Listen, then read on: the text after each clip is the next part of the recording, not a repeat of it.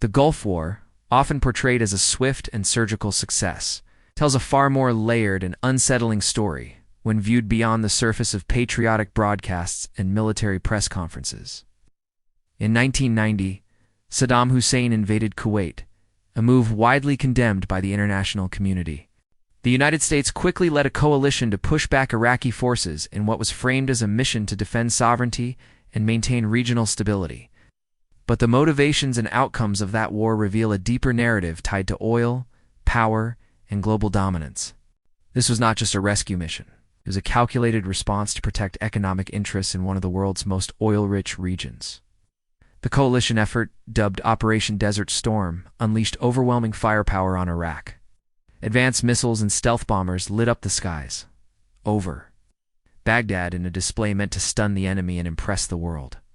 Television viewers watched what looked like a high-tech video game.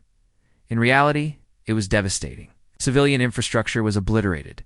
Power plants, water treatment facilities, and hospitals were reduced to rubble. The war's short ground phase lasted only a few days, but its long-term consequences were far from over. Iraq was left crippled.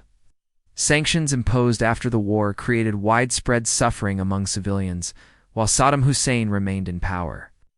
The coalition had achieved its military goal, but stopped short of regime change, leading many to question the strategy and intent.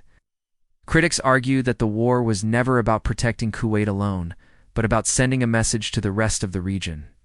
A message about who controls the oil routes, who polices the Middle East, and who decides when force is justified.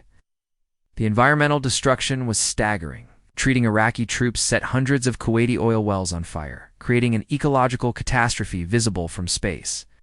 Meanwhile, millions of gallons of oil spilled into the Persian Gulf, suffocating marine life and polluting coastlines. The war may have been short, but its impact on the land, sea, and people was anything but clean. The Gulf War set the stage for future conflicts in the region. It intensified anti-American sentiment, laid the groundwork for future military entanglements, showed how media can be used to shape public opinion in real time. It became a blueprint for modern warfare. High-tech, high-stakes, and politically charged. It was not simply a victory, it was a warning.